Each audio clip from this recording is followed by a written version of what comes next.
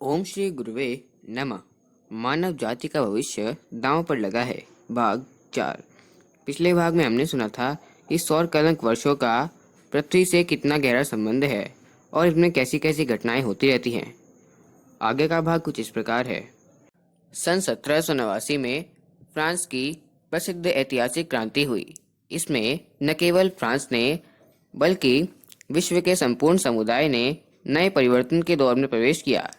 इसी प्रकार ट्रेफलगर और वाटरलू की भयंकर लड़ाइयाँ इन्हें सूर्य कलंक से जुड़े वर्षों में हुई हैं।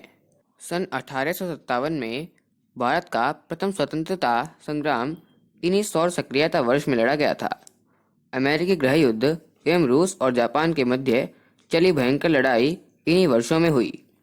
सन 1914-15 में प्रथम विश्व युद्ध के समय भी सूर्य कलंकों की संख्या बढ़ी चढ़ी थी। सन 1947 में भारत को स्वतंत्रता प्राप्त हुई। इसके पूर्व द्वितीय महायुद्ध लड़ा जा चुका था।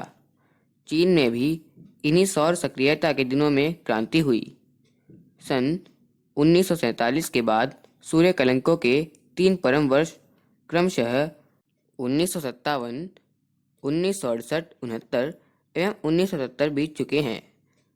अंतरिक्ष विज्ञानियों के अनुसार तब सूर्य कलंकों की संख्या 160 प्रतिवर्ष थी, जो 70-71 में 200 के करीब पहुंच गई। 20 के वर्षों में इनकी संख्या प्राय 60 से 70 के मध्य रही है। इसी अवधि में भारत चीन युद्ध, भारत पाक युद्ध, अरब इजरायल युद्ध व यूरोप व अमेरिका में व्यापक गृह युद्ध की स्थिति रही है। पिछले दिनों इन सूर्य धब्बों की संख्या तेजी से उभरी है और ऐसा अनुमान है कि अगले 7-8 वर्षों में यह और बढ़ेगी। वह इनकी चरम स्थिति 1997-99 में देखी जाएगी। ऐसे अवसरों पर युद्धोन्माद भड़कने से लेकर कई प्रकार की दुर्घटनाओं में वृद्धि की आशंका है। साथ ही कहीं कहीं आश्चर्यजनक उलट पुलट भरे परिवर्तनों की भी। अभी अभी विगत 2 वर्षों में हमने पूर्वी ब्लॉक में साम्यवाद के हटने व उदारवाद के आने, बर्लिन की दीवार टूटने व जर्मनी के एकीकरण के रूप में परिवर्तन देखे हैं। विगत 3 माह में एक भयावह खाड़ी युद्ध की विभीषिका से सारा विश्व समुदाय गुजर चुका है। बात यहाँ तक थमी नहीं है। राष्ट्रों के मध्य तनाव से लगता है कि पता नहीं कब पुनः विश्व स्तर पर युद्ध भड़क उठे।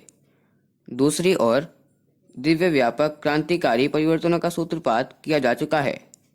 अगले ही दिनों संसार के समस्त समस्याओं का समाधान अलग अलग चरणों में न होकर एक मुश्त होने जा रहा है।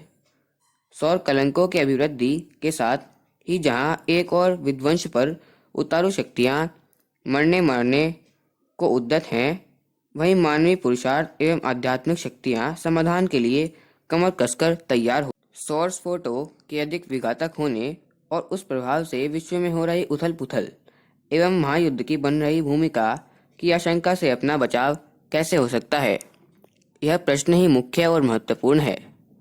इस विषम बेला में यही सब से बुद्धिमानी है कि आतंकित होने की मनस्थिति उत्पन्न न होने दी जाए। साथ ही प्रचंड पुरुषार्थ संजोकर असंभव को संभव बनाया जाए। हमारे लिए यही उचित है कि भौतिक और आत्मिक स्तर पर ऐसा प्रचंड पुरुषार्थ संजोएं, प्रबल पराक्रम उबारें कि जिनसे रूठी प्रकृति को मना लेने और असंतुलित हो रही मानवीय मनस्थिति को शांत करने, सृजनात्मक दिशा प्रदान करने का अवसर मिल सके। अखंड ज्योति, मई 1991, पृष्ठ 38। ओम शांति।